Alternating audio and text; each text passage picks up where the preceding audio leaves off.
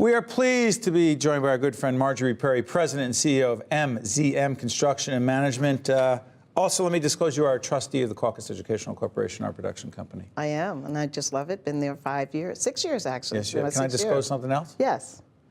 Our friends over at the NJ Biz, which is a business publication that comes out every week, they select the 50 best women in business. Marjorie was selected with that group, and take a look at the website to find out the others. But you were also receiving the Lifetime Legacy Award. I am. What does that mean? You know, I was a little bit taken back by it at first. I said, oh my goodness, what does that mean? Because my peers selected me without me knowing. That's a real big day. How you're showing up in the state, how you're showing up in the country, that you don't even know you're being nominated for such an award.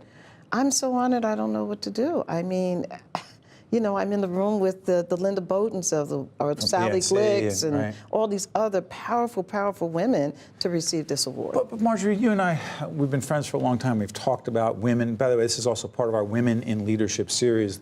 Check out our website, a whole range of very talented, important women who happen to be in leadership positions, or leaders who happen to be women, put it that way.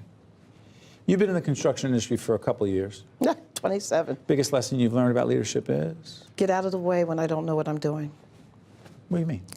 You know, I think we all start out starry-eyed on how we're going to take over the world and we're going to impact the world just on our know-how.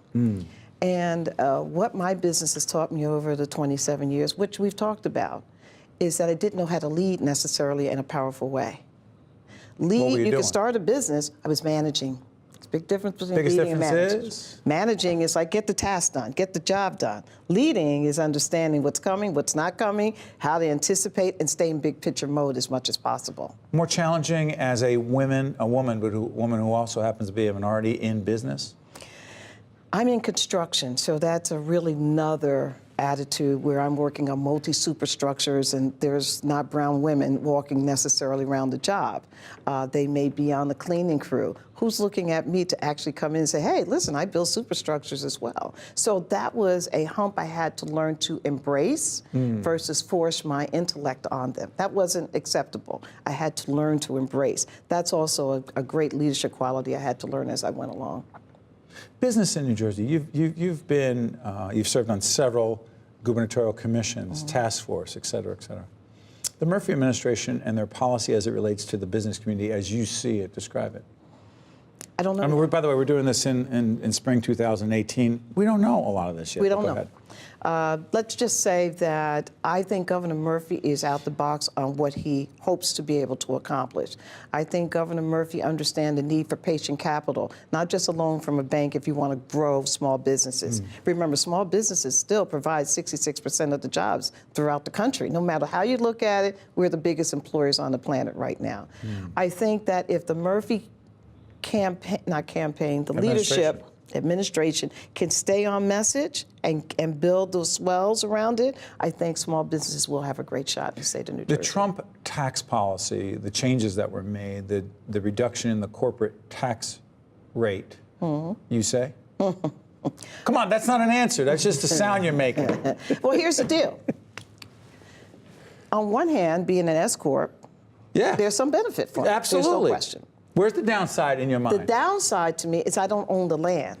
So if you own the land, you have even a bigger benefit down the road. So I don't have any more NOL, so I can't go up to the C Corp where I can have more tax advantage. I have to stay here. So I had to be very, very mindful with this 21% on how this is going to look. 35 down to 21%, the federal tax rate. So right now, I say 2018, I'll be fine. I'm gonna be one of the businesses that say, okay, I don't have to pay the taxes there. I don't know where the loopholes are going to catch me on the other end for property, for things of this sort where I can only write off 10%. We were big in giving. You know, how does that impact my business? You know, so I don't know whether for a smaller business like me that impacts me a lot because there's no give back now on those deductibles. So if we're looking at how it's going to play out, I don't think anybody has a real picture because IRS is still working it out. That's right. I think that when we visit this again at the end of October or as we're preparing for the end of 2018, I think we'll really be able to see, does everything stick that was thrown up on the wall, or are some things going to be rolled back so it's a more equitable situation? Marjorie, in the time we have left, I'm curious about this as part of our Women in Leadership series. You mentor and coach a lot of women. Yes. Do you see more and more women, particularly in the post, if you will, Me Too movement, saying, it's our time, not just to work there, but to be the leader? Do you see more and more of that? Or is it premature? I have two thoughts about the Me Too movement. I think the Me Too movement means that women are saying, okay, I can say no if I don't want to say yes. That's what I really think the Me Too movement. I don't know if that's going to translate into be business leaders. Really? No. But I'm looking at, Academy Awards was recently, this will be dated.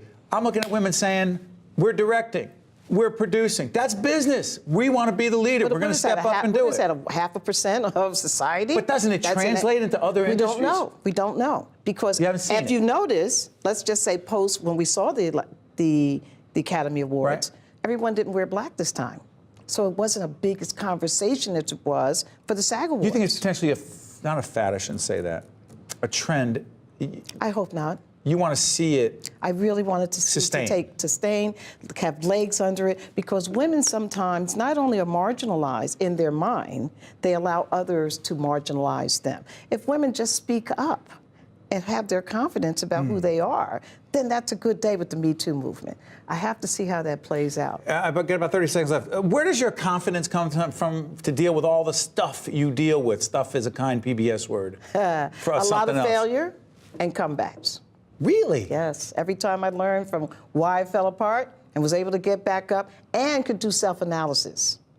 Because you got to understand why you did what you did. Marjorie Perry is President and CEO of MZM Construction and Management, 50 Best Women in Business in New Jersey from NJ Biz, and also the Lifetime Legacy Award. Now we know why you won it. Thank you, my friend. Thanks, Steve. Always a pleasure. That was great.